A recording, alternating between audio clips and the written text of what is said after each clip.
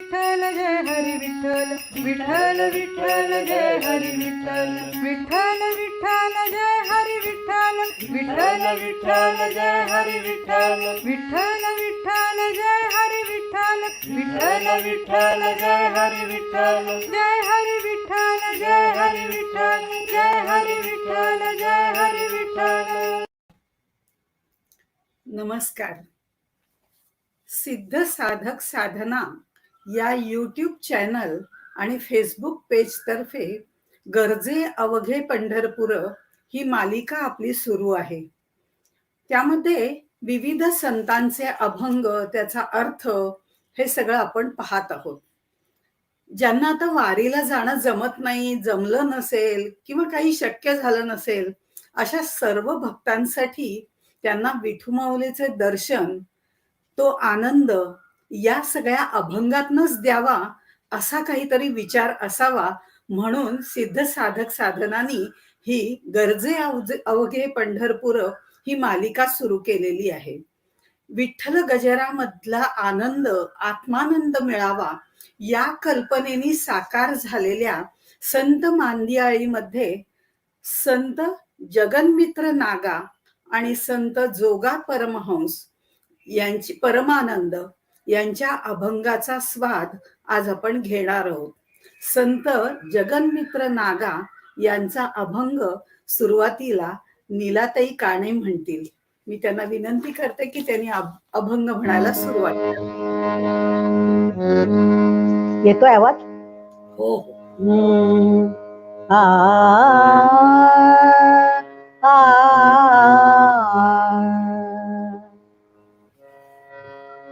अग्नि जाळी तरी न जळे प्रल्हाद, अग्नि जाळी तरी न जळे प्रल्हाद, हृदयी गोविंद म्हणोनिया, हृदयी गोविंद म्हणोनिया, अग्नि जाळी तरी न जळे प्रल्हाद.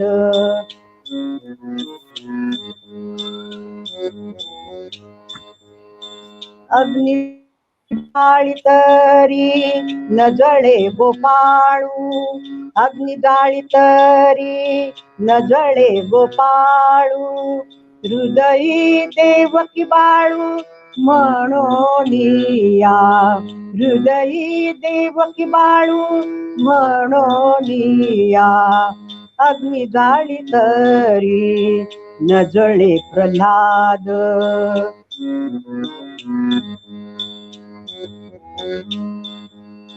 अग्नि जाळी तरी न जळती पांडव, अग्नि जाळी तरी न जळती पांडव, हृदयी वासुदेव म्हणोनिया, हृदयी वासुदेव म्हणोनिया, म्हणोनिया, म्हणोनिया, अग्नि जाळी तरी न जळे प्रल्हाद. जगमित्र नामा न जळे जरी अग्नी, जगमित्र नामा न जळे जरी अग्नि जाळी, हृदयी वनमाळी म्हणोनिया, हृदयी वनमाळी म्हणोनिया, म्हणोनिया, म्हणोनिया, अग्नि जाळी तरी न जळे प्रल्हाद, अग्नि जाळी तरी न जळे प्रल्हाद, हृदयी गोविंद म्हणोनिया, हृदयी गोविंद म्हणोनिया, अग्नि जाळी तरी न जळे प्रल्हाद.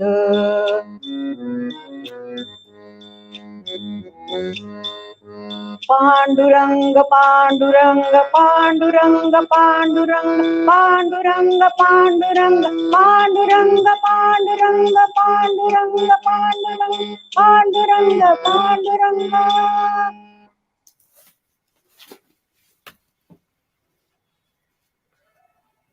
धन्यवाद नीलाताई.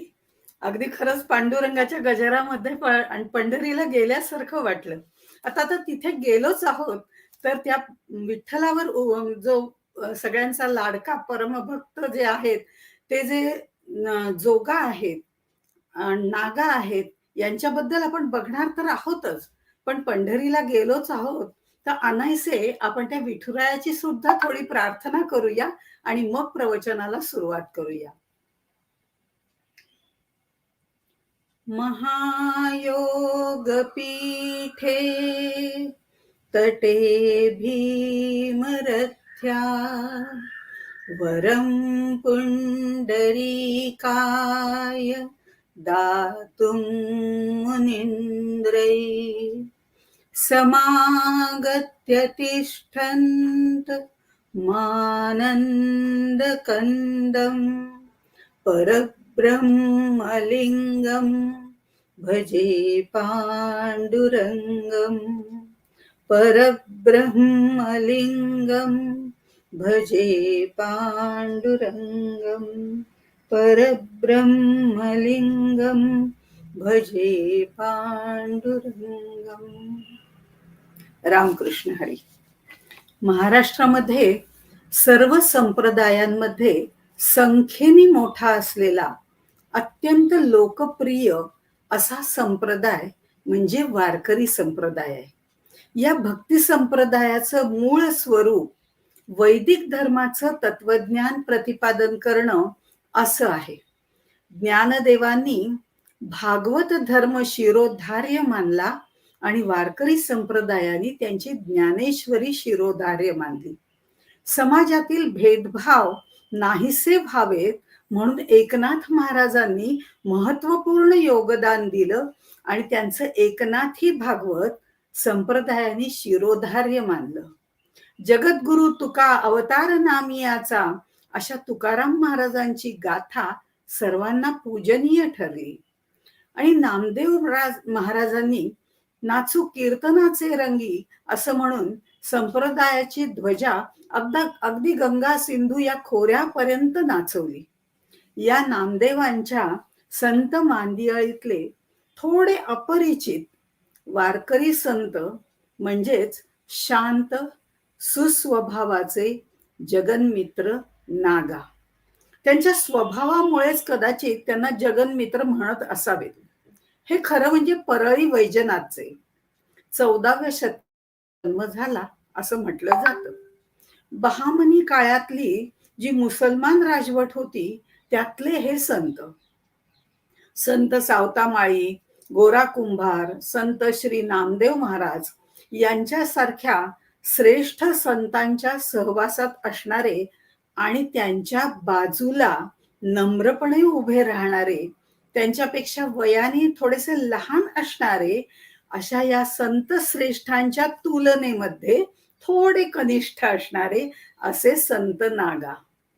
वारकरी पंथाची आणि विठ्ठल भक्तीची परंपरा सांभाळणाऱ्या जगन्मित्र नागा यांच्या कीर्तनाला सुद्धा संप्रदायातील संतांची, भाविकांची, भक्तांची गर्दी होत असे.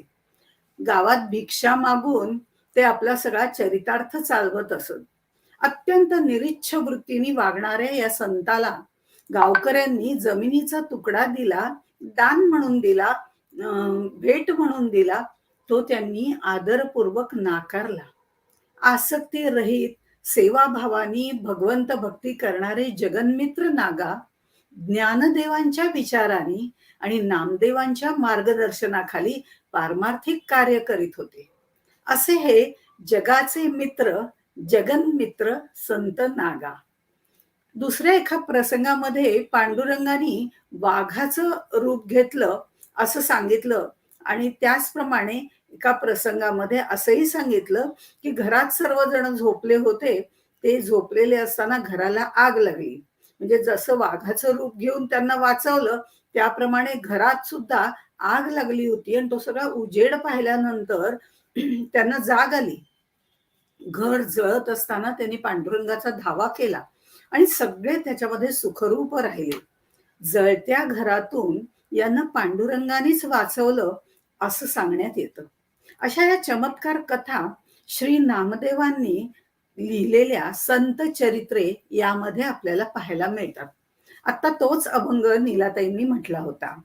संत नागा यांचं उपनाम जगई मित्र असं असावं, कारण पुणे जिल्ह्यातल्या पिरंगुट मौजे याचं जे कुलकर्णी पद होतं ना, पूर्वीच्या काळी कुलकर्णी पद असायचं, तसं जे कुलकर्णी पद होतं ते त्यावेळी जगन्मित्र यांच्याकडे होतं असं डॉक्टर शिवाजीराव मोहिते त्यांच्या पुस्तकात म्हणतात. त्यावरून जगमैत्र जगमैत्र किंवा जगई मित्र असं म्हणता म्हणता जगन्मित्र असं म्हणायला सुरुवात झाली असावी असं म्हटलं जातं. असे हे संत नागा सदैव ईश्वर चिंतनाच्या भगवंताच्या अनुसंधानात राहत असत.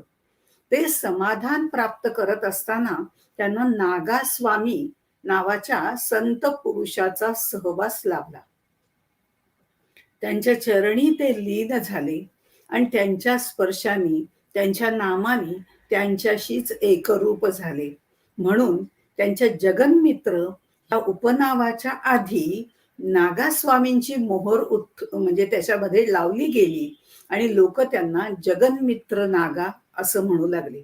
नागास्वामींचं जे नाव होतं त्या नामाशी ते एकरूप झालेले असल्यामुळे त्यांनी नागा हे नाव आपल्यासाठी घेतलं, म्हणून जगन्मित्र नागा असंही लोक त्यांना म्हणू लागले. त्यांच्या अभंगातनं जर आपण बघितलं तर ते श्रद्धा आणि भक्तीचा आविष्कार आपल्याला पाहायला मिळतो. तसंच ते एका अभंगात असं म्हणतात, भक्ती देवाची करावी भेद दृष्टी सोडावी. म्हणून असं ह्या अभंगातनं तर ते अद्वैत भाव सुद्धा सांगतात. अद्वय भाव म्हणूया आपण, कारण वारकरी संप्रदायाच्या दृष्टिकोनातनं बोलायचं झालं तर अद्वय भावाचं त्यांनी निरूपण केलेलं आहे. मंदिराच्या गाभाऱ्यात चाललेल्या पूजेचं वर्णन सुद्धा ते त्यांच्या अभंगातनं अगदी हुबेहूब करतात. जगन्मित्र नागांचे अगदी मोठेच असे अभंग आहेत, अगदी थोडे अभंग आहेत, पण ते सगळे त्यांच्या निर्मळ हृदयाची साक्ष देणारे आहेत. त्यामध्ये विठ्ठल उपासनेचे आहेत, भक्तीचे आहेत, तर काही उपदेशपर अभंग आहेत, काही अनुभूतीचे अभंग आहेत. असे जेमतेम 10-12 अभंग त्यांचे उपलब्ध आहेत.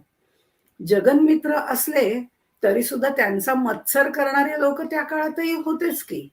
त्यापैकी काही जणांनी संत नागा यांचं कुटुंबीय दमून थकून भागून झोपलेलं असताना घराला आग लावली आणि पांडुरंगाने या जळत्या घरातून आपल्याला वाचवलेला आहे याची साक्ष देणारा हा अभंग आज आपण पाहणार आहोत.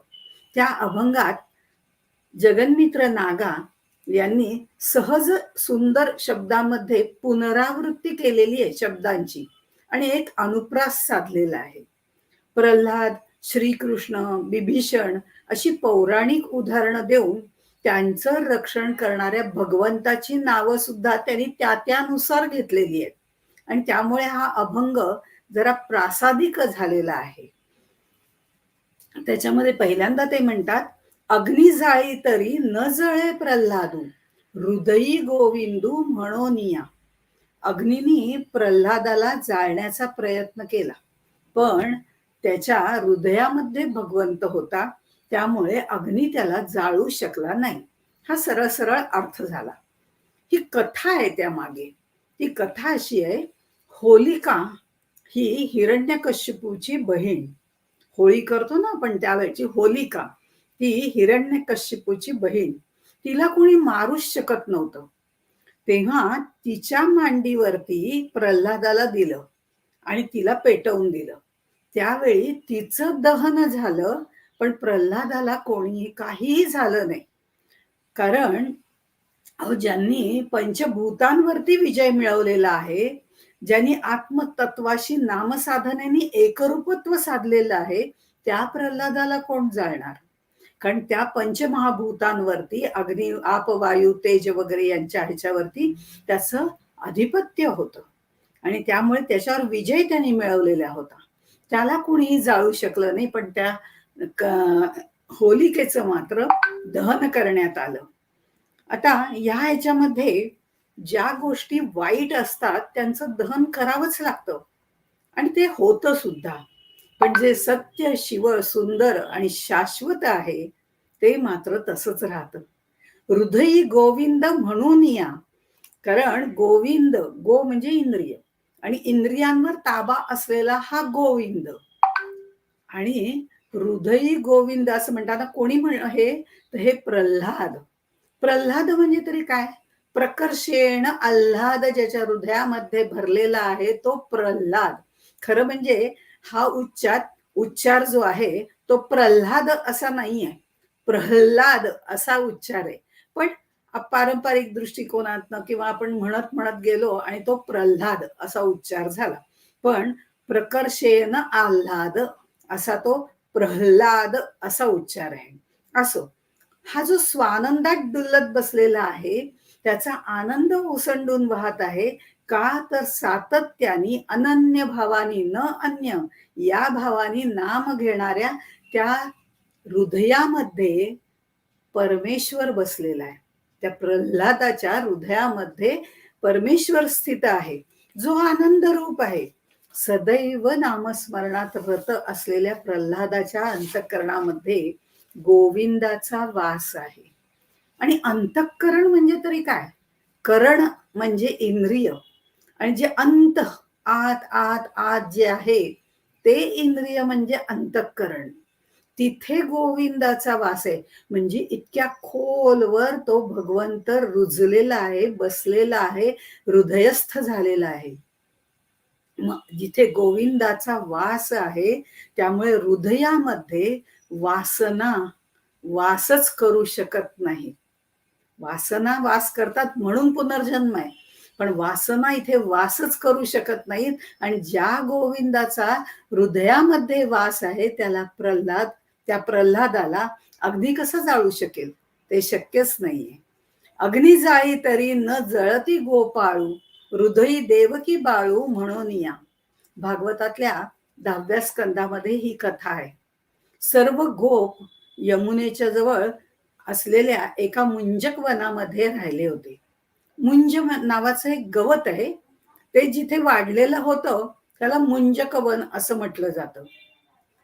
गाई वासरांना त्यांनी सगळ्यांना चरायला सोडलेलं होतं आणि हे सगळे गोप सगळे खेळत होते.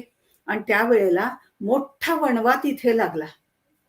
गायी हंबरायला लागल्या, भीतीने त्यांची दिशाभूल झाली आणि त्या ज्वाळांमधनं उड्या मारायला लागल्या. गोपाळ सुद्धा इकडे तिकडे धावायला लागले.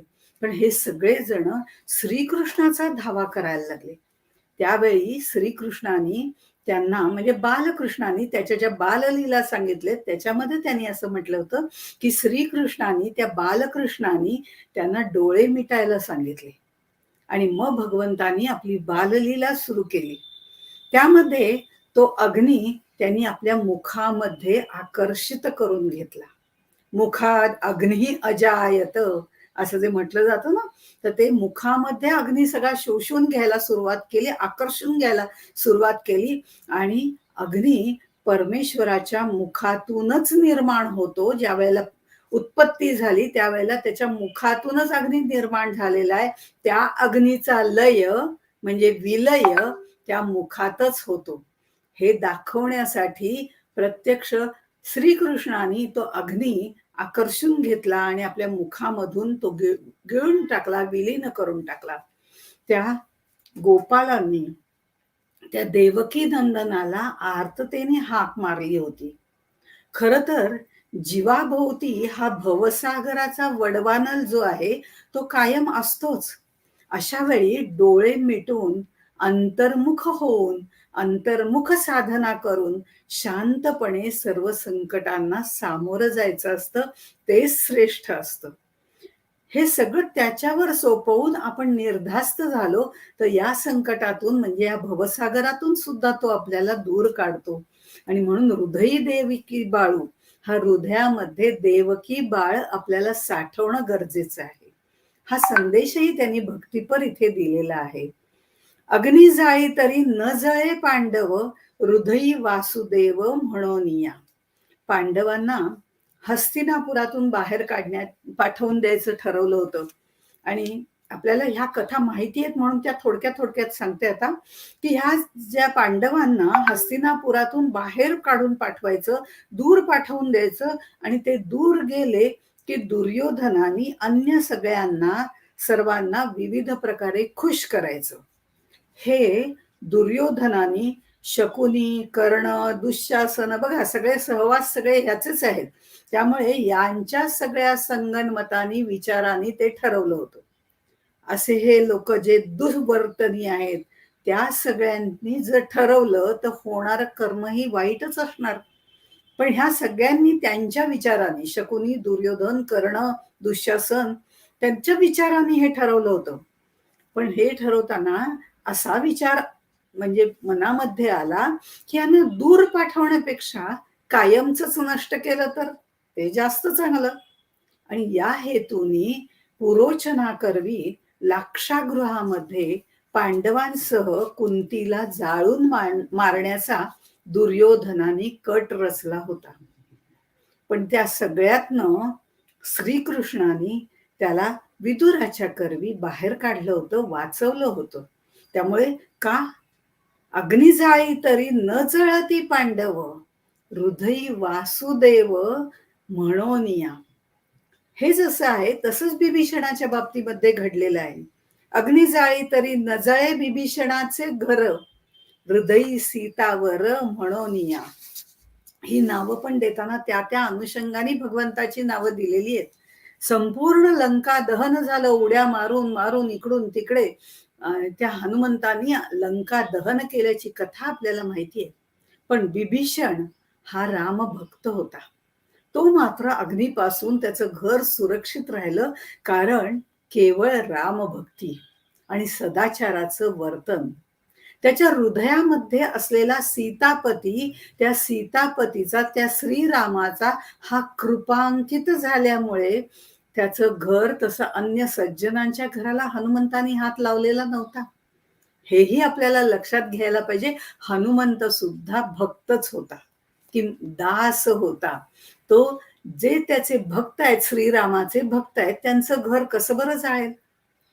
म्हणून इथे त्यांनी म्हटलेलं आहे की जरी बिभीषणाचं घर मात्र जळलं नाही, अख्खी लंका दहन झालं, पण बिभीषणाचं घर तसंच राहिलं, कारण त्याच्यामध्ये सीतावर जो आहे तो हृदय साठवलेला होता.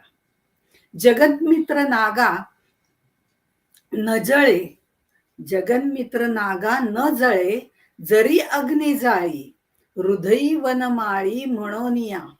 जगन्मित्र नागा म्हणे गोविंद धरामनी, तेणे त्रिभुवनी सरता होसी. जाता जाता एक संदेश देण्याची संतांची प्रथाच आहे, पद्धत आहे.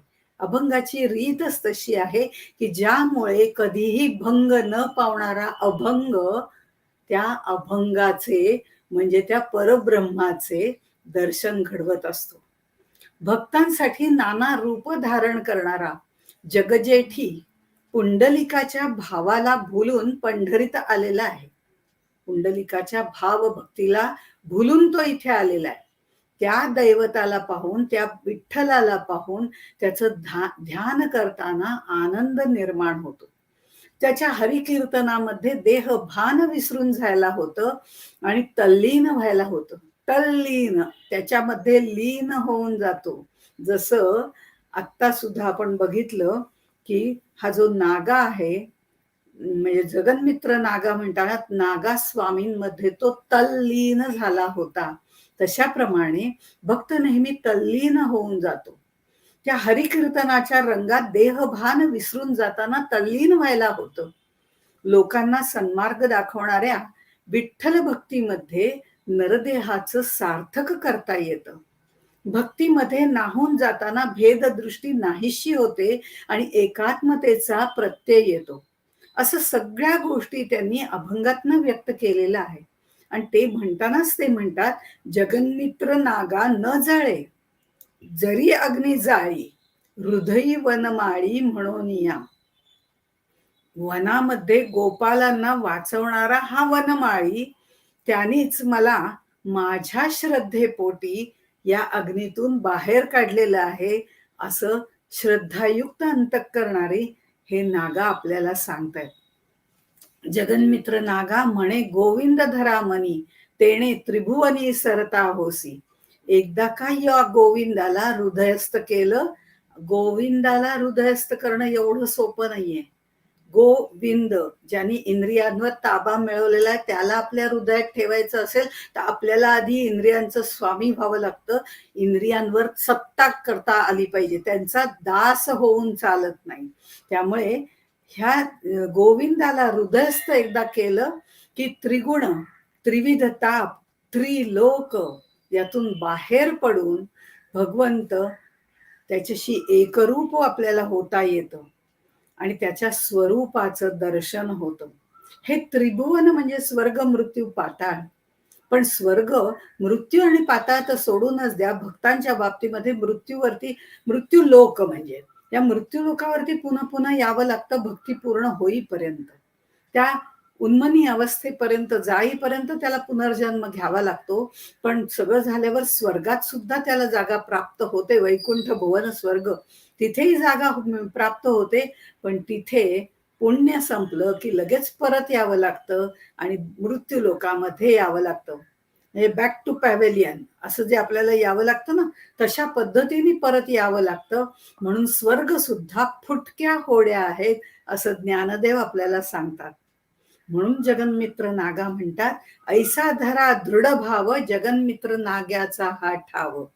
हे सगळं जर दूर करायचं असेल तर त्या गोविंदाला हृदयात ठेवा, म्हणजे आपोआपच त्या दृढ भावाचा, श्रद्धा भावाचा आपल्याला प्रत्यय येतो. असा आत्मप्रत्यय त्यांनी घेतलेला होता, तो त्यांनी यातून आपल्याला सोप्या सोप्या कथा सांगून सांगितलेला आहे. अशा या जगन्मित्र नागांचा समाधी काल जो आहे तो 1380 मानला जातो. परळीला यांच्या समाधी पुढे आजही उत्सव केला जातो. आणि या सगळ्या ह्याच्यामध्ये हे जगन्मित्र नागा जे आहेत त्यांचा आपण आज थोडक्यामध्ये परिचय आणि अभंग पाहिला. आणि आता आपण पुढचा जो अभंग पाहणार आहोत तो मगाशी म्हटलं त्याप्रमाणे जोगा परमानंद यांचा अभंग पाहणार आहोत. इथे ना सिद्ध साधक साधनावरती सगळं 2 in 1 आहे, म्हणजे संगीतही आहे आणि अभंग पण आहे. अभंगाचा अर्थ पण आहे, म्हणजे संगीत हा सुद्धा भक्तीचा एक प्रकार आहे.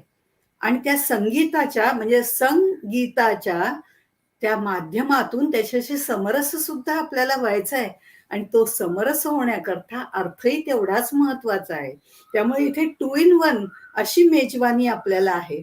आणि आज तर नीलाताईंनी अभंग याच्या आधीचा म्हणला, तो एक वेगळा भाव होता. आणि आता मंजिरीतही दुसरा अभंग म्हणणार आहेत, मंजिरी काळे. तर त्यामुळे दुसरा अभंग त्या म्हणणार आहेत, हा ज्ञानपर अभंग आहे, त्याचाही आपण अर्थ बघणार आहोत. मंजिरीताई काळे आलेत का? धन्यवाद ताई. हा, धन्यवाद.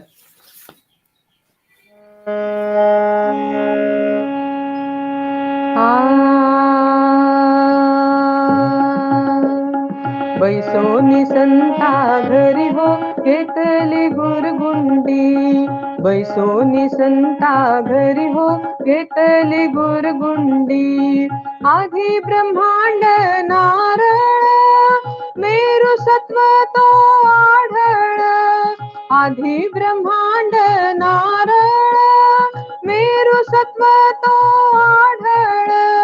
निर्मळ 17वीचे जळ, सोहम गुरगुंडी गुरगुडी. बैसोनी संता घरी हो घेतली गुरगुंडी.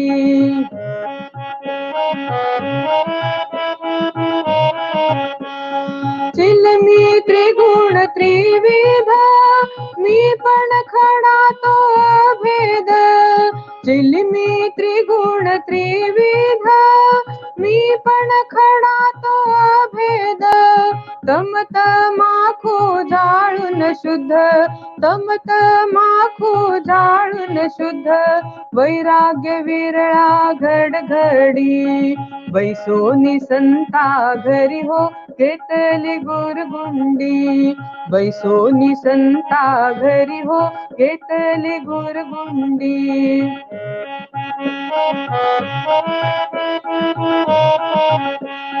सावधान लावणी आंधळी, मी पण झुरका विरळा गिळी.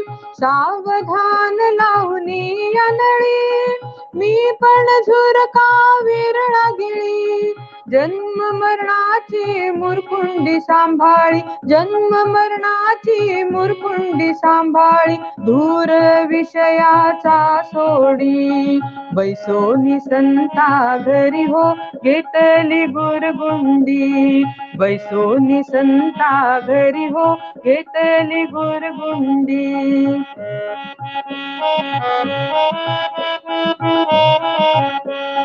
लागला गुरुगोडीचा छंद, झाला प्रसन्न परमानंद. लागला गुरुगोडीचा छंद, झाला प्रसन्न परमानंद. जोगी स्वामी तो भंग, जोगी स्वामी तो भंग. गुरु चरण न सोडी, बैसोनी संता घरी हो घेतली गुरगुंडी. बैसोनी संता घरी हो घेतली गुरगुंडी. बैसोनी संता घरी हो घेतली गुरगुंडी.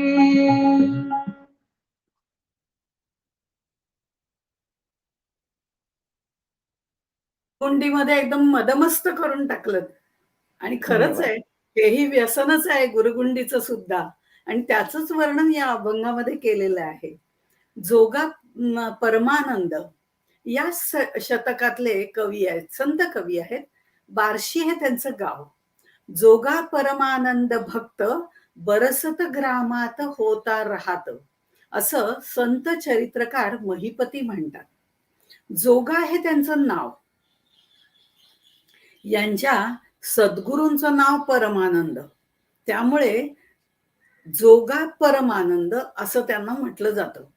नामदेवांच्या परिवारातले असल्यामुळे ते नेहमी पंढरीची वारीला जात असत. ईश्वर भक्तीने वेगवेगळ्या गोष्टी सांगत असत, अभंग म्हणत असत. प्रत्यक्ष ईश्वराने म्हणजे भगवंतानी गीता सांगितली आहे यावर त्यांची पूर्ण श्रद्धा होती. त्यामुळे दैनंदिन जीवनात त्यांनी गीता आचरणात आणली होती. आम्हालाही खरं म्हणजे माहिती आहे की भगवंतानी गीता सांगितली, पण आम्हाला ते फक्त माहिती आहे. पण ते आचरणात आणणं अत्यंत अवघड आहे, आणि ती त्यांनी आचरणात आणली होती. जगन्मित्र नागांप्रमाणेच जोगा परमहंस यांच्या म्हणजे अभंगाचं लेखन जे आहे ते विसोबा खेचर यांनीच केलेलं आहे, असं संत जनाबाई त्यांच्या अभंगामध्ये सांगतात. श्री विठ्ठलाची भेट, संत दर्शन, सद्गुरु कृपा अशा अनेक विषयांवरती त्यांचे अभंग आपल्याला उपलब्ध आहेत. त्यांच्या अभंगामध्ये आपल्याला एक भाव उर्मी किंवा अहंभावाचा लोप कसा करायचा या गोष्टी पाहायला मिळतात. उठोनी प्रातः काळी येत कृष्ण जवळी, जोगा म्हणे तेणे परमानंद काज, असं कृष्ण भक्तीचे अभंग सुद्धा त्यांनी लिहिलेले आहेत. जोगा म्हणे तेणे, आता याच्यामध्ये जोगा ही त्यांची नाममुद्रा आहेच आहे बरं का, पण जो गा म्हणे तेणे म्हणजे जो गायन करतो असाही त्याचा अर्थ होतो. गायन करणं, जो गायन करतो तोही याच्यामध्ये मग्न होऊन जातो. तो अर्थही इथे अभिप्रेत असावा असं मला वाटतं. परमानंद ही सद्गुरु मुद्रा आहे, आणि ती सद्गुरु मुद्रा आपल्या जवळ घेऊन ते स्वतःची मुद्रा ठेवून नंतर आपला अभंग त्यांनी प्रत्येक वेळेला लिखाण त्याचं केलेलं आहे. रोज मंदिराच्या, भगवंताच्या मंदिराच्या मध्ये जाताना बार्शीला हनुमान भगवंताचं मंदिर आहे, आजही ते तिथे आहे. तर त्यामुळे रोज भगवंताच्या मंदिरात जाताना तोंडाने एक श्लोक म्हणायचा, नमस्कार घालायचा, हा त्यांचा नित्यनेम होता. म्हणजे जाताना रस्ताभर श्लोक म्हणायचा, नमस्कार घालायचा, श्लोक म्हणायचा, नमस्कार घालायचा, असं करत करत ते जायचे. आणि त्यामुळे साहजिकच त्यांची जी वस्त्र होती ती सगळी धुळीने खराब व्हायची. एकदा एका सावकाराने त्यांना पितांबर दिलं, छान रेशमी पितांबर दिलं. पण आता हे मूल्यवान नवीन वस्त्र धुळीने खराब होईल म्हणून त्यांनी अगदी जपून जपून जपून जपून नमस्कार घातले. पण त्यामुळे देवदर्शनाला जायला उशीर झाला. भगवंत वाट पाहत असतो हो अशा भक्तांची. त्यामुळे हे लक्षात आल्यावरती देवाला आपल्यासाठी ताटकळत बसावं लागलं. हे लक्षात आल्यावरती त्यांनी तो पितांबर फाडून टाकला आणि आयुष्यभर कडकडीत वैराग्य पाळलं, विठ्ठल भक्ती केली. त्यामुळे त्यांची दृष्टी सुद्धा व्यापक झालेली होती. प्रपंच आणि परमार्थ या दोन्ही गोष्टींची त्यांना जाण होती. पण तरीही ईश्वर प्राप्तीसाठी मनुष्यांनी संपूर्ण आयुष्य वेचलं पाहिजे. प्रपंच करावा, पण तो करता करता सुद्धा भगवंताचं अधिष्ठान त्याला ठेवावं. कारण प्रपंच अशाश्वत आहे आणि परब्रह्म शाश्वत आहे, हे विचार त्यांनी सर्वत्र पोहोचवले. यांची समाधी बार्शीला असून मार्गशीर्ष वद्य चतुर्थीला यांच्या पुण्यतिथीचा तिथे उत्सवही होतो आणि ते नामदेवांच्या समकालीन आहे. त्यांचा गुरुगुंडी हा रूपकात्मक अभंग आहे, ज्ञानपर आहे, तो आज आपण पाहणार आहोत. आता चिलीम ओढण्याचं व्यसन बऱ्याच जणांना असलेलं त्यांनी कदाचित पाहिलंही असावं, म्हणून त्याच्यावर रूपक करण्याची कल्पना त्यांच्या आध्यात्मिक मनाला भावली असावी, आवडली असावी. त्यांनी एवढ्या समग्रपणे त्याचं वर्णन केलेलं आहे की जणू काही त्यांनाच चिलीम ओढायची सवय होती की काय असा प्रश्न पडावा. चिलीम ओढताना प्रथम ती शिलगावतात, म्हणजे त्याला पेटवतात. ती पेटली की मस्तपैकी त्याचा झुरका मारतात. त्या नळीतून तंबाखू घातलेला असतो आणि त्या तंबाखूचा स्वाद घेतला जातो, आनंद घेतला जातो. असं बरंचसं काहीसं वर्णन त्यांनी या रूपकामध्ये केलेलं आहे. त्या गुरगुंडीवर म्हणजे तंबाखू ओढण्याच्या चिलिमीवरती जोगा परमानंदांनी हे रूपक केलेलं आहे.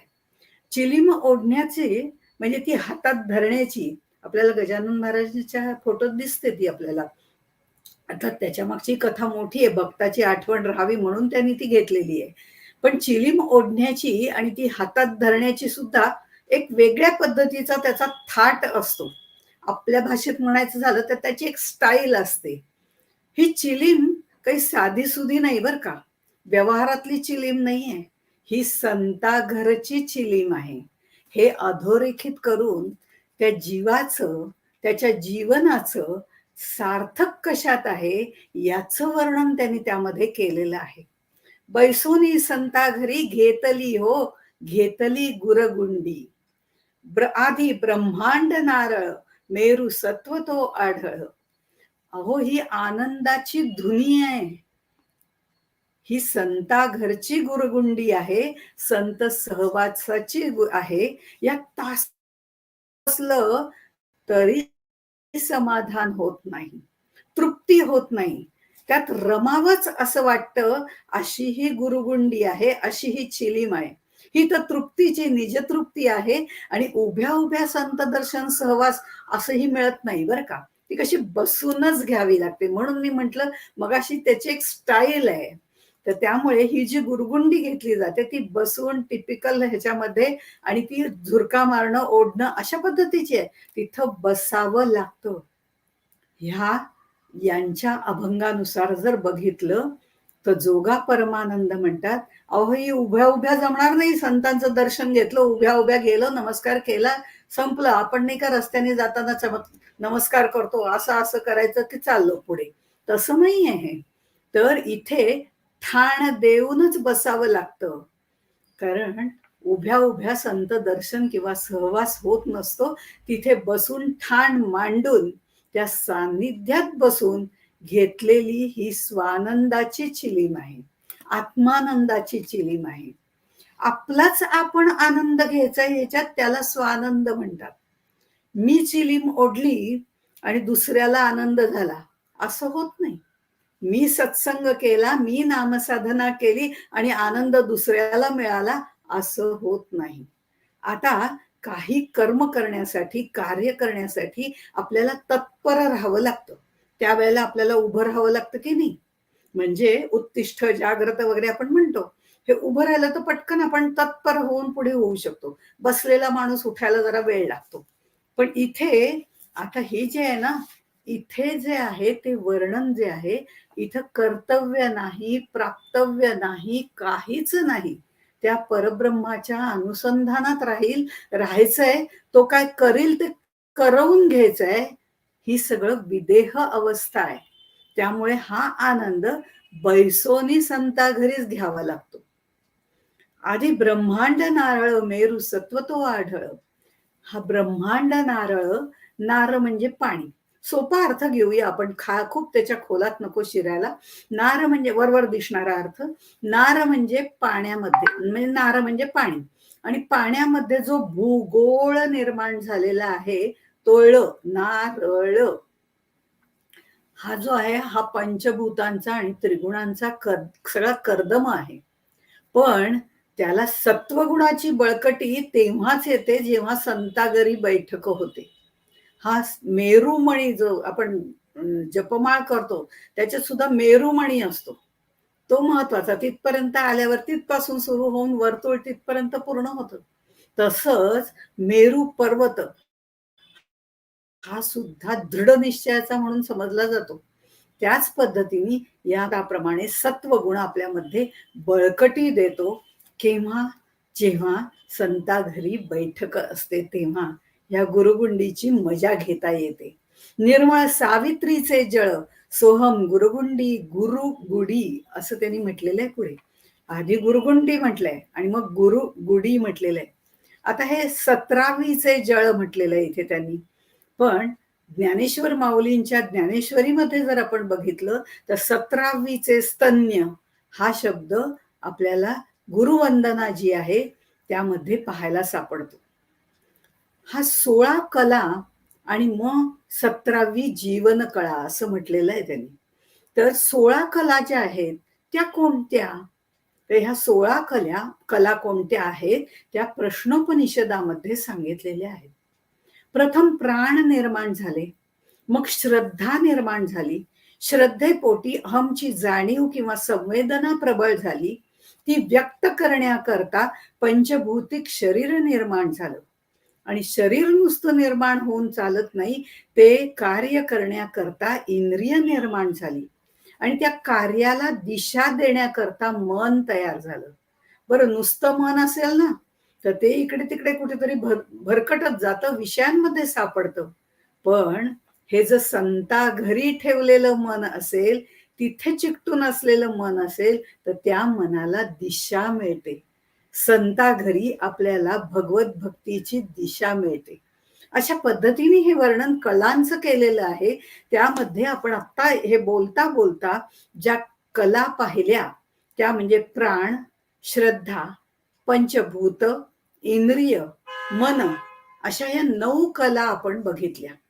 आता ह्या 9 कला पाहिल्यानंतर जीवन जगण्यासाठी अन्न लागतं आणि त्या अन्नामधून आपल्याला सामर्थ्य प्राप्त होतं, वीर्य प्राप्त होतं. कर्मानुसार म्हणजे त्या तपोबळाच्या म्हणजे त्या सामर्थ्याच्या जोरावरती मनुष्य तप करून तपोबल प्राप्त करतो. आणि वेदांची निर्मिती झालेली आहे. त्या वेदांच्या निर्मितीमधून मंत्र जे असतात ते आपल्याला कर्म कसं करावं हे सांगत असतात.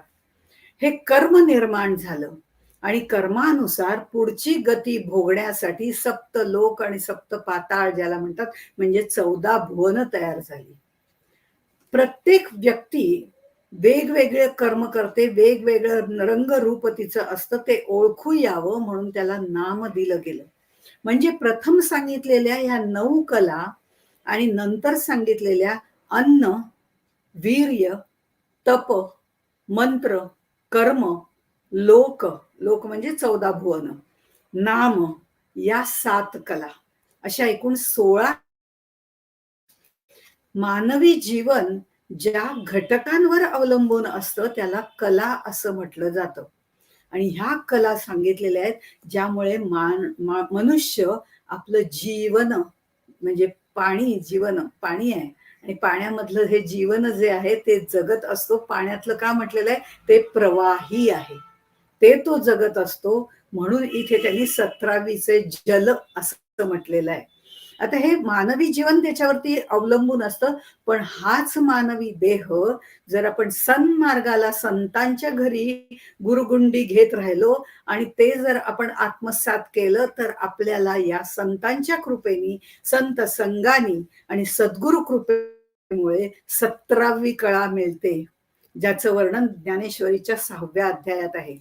सहस्र दलातील अमृताचं जे तळ भरलेलं आहे त्या सर्वांगभर ते पाझरणं हे सद्गुरु कृपेचं स्तन्य आहे, ते प्राप्त होतं. ही 17वी कला आहे. अर्थात हा विषय खूप मोठा आहे. आत्ता आपल्याला फक्त एवढंच म्हणता येईल की हा सोहम भावनेची ही गुरुगुंडी एकदा सुरू केली की निर्मळ 17वीचे जळ आपल्याला प्राप्त होतं. आणि हे प्राप्त झालं की हे प्राप्त होतं हे मान्य आहे, पण हे प्राप्त होण्यापूर्वी काय व्हायला पाहिजे, तर सद्गुरु कृपा व्हायला पाहिजे. पण ती सद्गुरु कृपा केव्हा म्हणजे प्राप्त होते ते वर्णन ह्या पुढच्या ह्याच्यात केलेलं आहे. चिलिम त्रिगुण त्रिविध, मी पण खडा तो अभेद, तम तम्माकू जाळून शुद्ध, वैराग्य विरळा घडी घडी. ही सद्गुरु कृपा जी आहे ती केव्हा होते त्याचं वर्णन ह्याच्यात केलंय. सत्व रज तम हे त्रिगुण आहेत.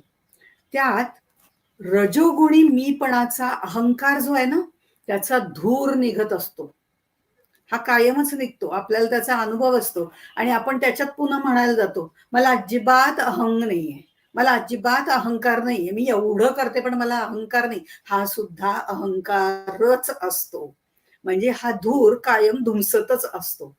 तमगुणाचा तंबाखू ठासून भरलेला आहे आणि हा ठासून भरलेला तमगुणाचा तंबाखू त्याला सत्वगुणाचा अग्नी लावायचा आहे आणि मग वैराग्याचा आनंद ती गुरुगुंडी जी आहे ती उपभोगायची आणि आत्मानंदामध्ये रंगायचं आहे. पण मीपणाचा अभेद झाला पाहिजे.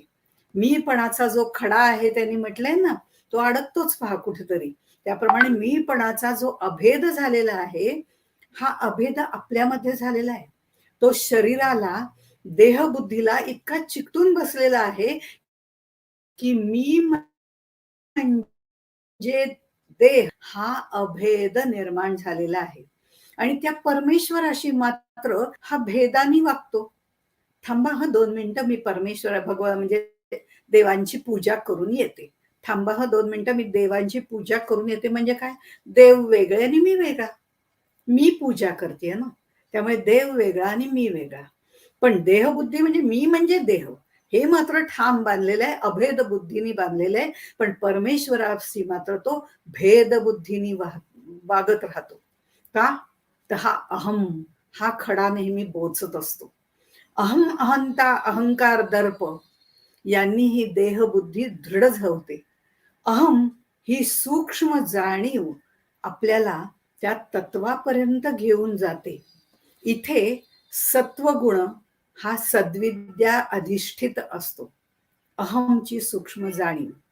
पण त्याचं जेव्हा अहंतेमध्ये रूपांतर होतं त्यावेळेला हा सत्वगुण दाबून टाकला जातो आणि देहबुद्धी वाढायला लागते. माझं असं आहे, माझं तसं आहे, मी अशी आहे, माझं तसं आहे, अशा पद्धतीने हा रजोगुण प्रबळ होतो. मी असं करते, मी तसं करते, हा रजोगुण प्रबळ होतो आणि मीच कौतुक संपतच नाही. त्याला थोडस बुद्धीचं वारं लागलं की ही देह बुद्धी आणखीनच दृढ होते आणि त्याच्यातनं अहंकार निर्माण होतो. ही सद्विद्यालयास जायला लागते आणि कुविद्येचा प्रभाव वाढतो, तमोगुणाची वृद्धी व्हायला लागते आणि ही वृद्धी झाली की मग मात्र मीच माझ्यासारखी मीच, दुसरं कोणी नाही, अशी एक भ्रामक कल्पना हा जीव देहबुद्धीच्या जोरावर करायला लागतो आणि कुविद्या त्याला साथ देते आणि त्याचं रूपांतर दर्पामध्ये होतं.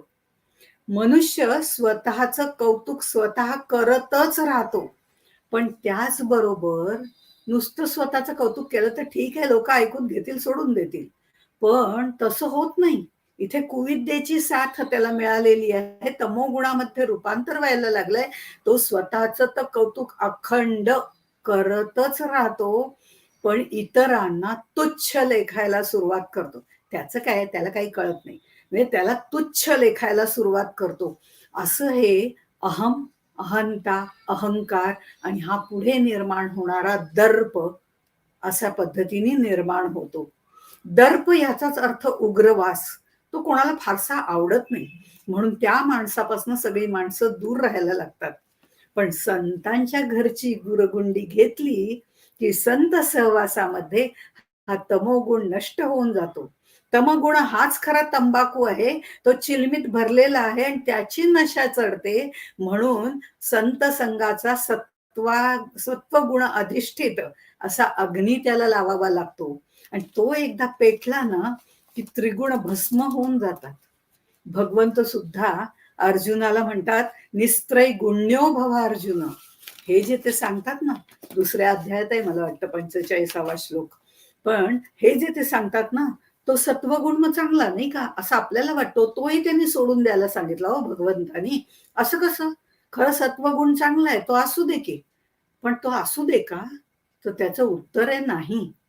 सत्वगुणात सुद्धा सिद्धींचा, ज्ञानाचा, मलाच कळतंय सगळं आत्मज्ञान वगैरे काय ते, हा अहम उत्पन्न होतो आणि तो साधनेला घातक असतो.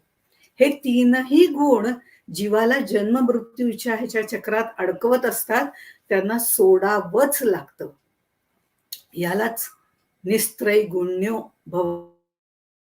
भवार्जुन हे म्हटलेलं आहे. परब्रह्मापर्यंत पोहोचताना या तीनही गुणांच्या पलीकडे जावं लागतं, कारण 3 गुणांच्या पलीकडे असलेलं हे चैतन्यपूर्ण आत्मतत्व जे आहे ते गुणातीत आहे. चिलिम त्रिगुण त्रिविध, मी पण खडा तो अभेद, तमतंबाखू जाळून शुद्ध, वैराग्य विरळा घडघडी. आता जीवन जगताना तमोगुणाची काजळी जी आहे ती झडझडून साफ करावी लागते, ती पूर्ण नष्टच करावी लागते, त्याचं उच्चाटनच करावं लागतं. रजोगुणाने सत्कार्य करावं, पण सत्वगुण हा स्थायी भाव असला पाहिजे. म्हणजे याचा अर्थ एका वाक्यात सांगायचा झाला तर असं म्हणतात, तमोगुणाचा अभाव असला पाहिजे, तमोगुणाचा अभाव असला पाहिजे, रजोगुणाचा प्रभाव असला पाहिजे, पण सत्वगुण हा स्वभाव असला पाहिजे. मग या गुरुगुंडीचं रूपांतर गुरुगुढीमध्ये होतं. चिलिम त्रिगुण त्रिविध, मी पण तो खडा अभेद, हे सगळं गेलं, तंबाखू सुद्धा जाळून टाकला, वैराग्य विरळा घडघडी, हे वैराग्य प्राप्त झालं आणि हे वैराग्य प्राप्त होतो तेव्हा सद्गुरु कृपा होते. ही सद्गुरु कृपा झाल्यानंतर ही गुरुगुंडी आहे ना, ही चिलीम आहे ना, त्याचं रूपांतर गुरुगुढीमध्ये होतं. म्हणून हे जे परमानंद आहेत, जोगा परमानंद, ते सांगतात, सावधान होऊन या नळी, मी पण झुरका विरळा गिळी, मी पण झुरका विरळा गिळी, जन्म मरणाची मुरुकुंडी सांभाळी, धूर विषयाचा सोडी. इथे सावध, साक्षेपी, दक्ष हे सद्गुण साधकामध्ये असावेच लागतात. तेच परमजोगानं जे आहेत, परमानंद जोगा, ते आपल्याला सांगतायत. सावधान लावून नळी, हा चिलमीचा झुरका मारण्यापूर्वी ना, पाहिलेल्याचं वर्णन करते. चिलमीचा जो झुरका मारला जातो जोरामध्ये, तर त्यावेळेला आधी तो धूर आत घ्यावा लागतो आणि हा धूर आत घ्यायचा आहे आणि नंतर तो बाहेर टाकावा लागतो. हा जो भाग आहे ना, त्याचं हे वर्णन आहे. आता हा झुरका मारण्यापूर्वी जो धूर आत ओढावा लागतो, हा मीपणाचा धूर सावधानपणे गिळावा लागतो, नाहीतर त्याचा ठसका लागतो. तो अंतर्मुख साधनेने कमी कमी होत जातो. हेच माझी साधना अशी, मी तशी साधना करते. माझं ध्यान इतके तास लागतं. जेव्हा ध्यान इतके तास लागतं आपण म्हणतो, तेव्हा ते ध्यान ध्यान नसतंच, ध्यान लावणारच ध्यान असतं. त्यामुळे हे ध्यान ध्यानच नसतं. माझी साधना अशी, माझं ध्यान असं असं जर सांगत सुटलं तर तो अहम वाढतो. हा मीपणा जो आहे ना, तो आपल्याच अनुसंधानामध्ये असताना आपणच आपला गिळून टाकायचा असतो. त्याला सोहम साधना म्हणतात. सहा अहम सहा अहम सहा अहम म्हणता म्हणता त्या सहाची, पंचप्राणाची आरती करून अंतर्मुख व्हायचं असतं आणि त्या आत्मतत्वामध्ये रत व्हायचं असतं. त्या अहमचं विसर्जन करायचं असतं. उरतो तो फक्त सहा सहा सहा, मी नाहीच. हे जे आहे ना, ते अहम गिळून टाकणं आहे. आणि हे करताना सावधान राहावं लागतं. आणि म्हणून अवधान असणं म्हणजे चित्त एकाग्र असणं महत्वाचं आहे. सावधान स अवधान, सावधान लावून या नळी, मी पण झुरका विरळा घेई. हे करणारा फार विरळा असतो बरं. या सोहम साधनेची परिपूर्णता करणारा विरळा असतो. म्हणून त्यांनी पुढे म्हटलेलं आहे, हे जो करतो तो जन्म मरणाची मुरकुंडी सांभाळी, धूर विषयांचा सोडी. झुरका मारून अहम भावना सगळी आतमध्ये मुरवून टाकली की त्यानंतर झुरका मारून जो धूर बाहेर सोडला जातो, तो विषयाचं विष त्यातनं बाहेर टाकलं जातं. अंतःकरण शुद्ध होऊन जातं. आसक्ती निघून जाते. काही प्राप्तव्य नाही, काही कर्तव्य नाही, अशी स्थिती निर्माण होते. वासनेचा वासच राहत नाही. पाप पुण्य भोगायला मनुष्याला जन्म घ्यावा लागतो. पण इथे पाप कर्म घडतच नाही. आणि पुण्यकर्म करताना ते सहज कर्म होऊन जातं. त्याचा लेपही लागत नाही. नाही पापाची बोचणी, नाही पुण्याची जाचणी. या जन्म मरणाच्या चक्रातनं त्याची सुटका होऊन जाते. आणि लागलासे गुरु गोडीचा छंद, झाला प्रसन्न परमानंद. या चिलिमीचं व्यसन जे लागतं, तसं गुरु गोडीचं सुद्धा व्यसनच लागतं. ते सत्संगामध्ये लागतं. ग्रंथम पठनम व्यसनम, भगवत भक्ती व्यसनम, विद्यायाम व्यसनम. तो ध्यास, तो छंद लागला पाहिजे. की बस व्यसन करणाऱ्या माणसाला एखादं व्यसन असला तर हे चिलमीचंच व्यसन आपण धरून घेऊ. ते जर असलं तर म्हणजे व्यावहारिक भाषेमध्ये मी बोलते, त्याला चैन पडत नाही. आज सकाळपासून चहा घेतला नाही, एवढं किरकोळ व्यसनच आम्हाला असतं. पण हे आम्ही 10 जणांना सांगतही सुटतो, आज घेतला नाही घेतला नाही घेतला नाही, म्हणजे चिली माझ ओढली नाही, चिली माझ ओढली नाही, आज ते काय तंबाखू मिळालंच नाही वगैरे वगैरे. त्यामुळे ती प्रचंड इच्छा त्याच्यामध्ये प्रकर्षाने, मगाशी प्रल्हाद, तो आनंद म्हणजे चिलमीचा आनंद मिळवण्यासाठी ती ओढ लागलेली असते. आणि ती ओढ जी लागलेली असते, ती ओढ संपूर्णपणे ह्या व्यसनामध्ये, ज्ञानेश्वर माऊलींनी पण म्हटलेलं आहे की भक्तीचं व्यसन लागावं. त्याशिवाय एक क्षणभर सुद्धा चैन पडत. बाकीचे अनेक अभंग याच्यावरती आहेत. या पद्धतीने ते व्यसनच लागलं पाहिजे. तो व्यसन, ते ध्यास लागणं जास्त महत्वाचं आहे. आणि तो ध्यास आणि तो छंद एकदा लागला, हा गुरु गोडीचा छंद लागला की आपोआपच आत्मानंदाचा आपल्याला प्राप्तव्य होतं. तो आत्मानंद भेटतो केव्हा, जेव्हा गुरु गोडीचा छंद लागल्यानंतर सद्गुरु भेटतात. आणि मग ते सद्गुरु आपल्याला तिकडे घेऊन जातात, त्या परब्रह्माकडे घेऊन जातात. वाट दाखवणारा तो सद्गुरु असतो. बैसोनी संता घरी घेतली हो, घेतली गुरगुंडी गुरु गुडी, असं त्यांनी पुन्हा म्हटलेलं आहे. आत्मानंदाचा आनंद, सत्संग हा गुरुकृपेने मिळत असतो. म्हणून ही गुरुगुंडी संतांच्या घरची घ्यावी. तीच गुरुगुंडी पुढे गुरुगुढी होऊन जाते. त्या गुरुचं नाव आपण उंचावतो आणि त्या गुरुची परंपरा आपण पुढे नेतो. नाचत नाचत वारकरी तेच करत असतात आणि त्यामुळे ही गुरुगुढी जी आहे ती उभारली जाते. भगवा झेंडा उभारला जातो. भगवी पताका ज्याला म्हटली जाते ती विठ्ठलाची पताका, त्यागाचं लक्षण जे आहे ते आपण हातात घेतो आणि तो घेऊन आपण वारकऱ्यांमध्ये सहभागी होतो आणि जीवनाचं जे साध्य आहे, अंतिम ध्येय आहे, त्याची गुढी आपल्याला त्या विटेवर असणाऱ्या परब्रह्मापर्यंत गेल्यावर सहज प्राप्त होते. ती गुढी उभारण्याचा आपण सर्वांनी प्रयत्न करूया अशी प्रार्थना त्या पांडुरंगाच्या चरणी नतमस्तक होऊन करते आणि इथेच थांबते. रामकृष्ण हरी, रामकृष्ण हरी, राम. जय जय.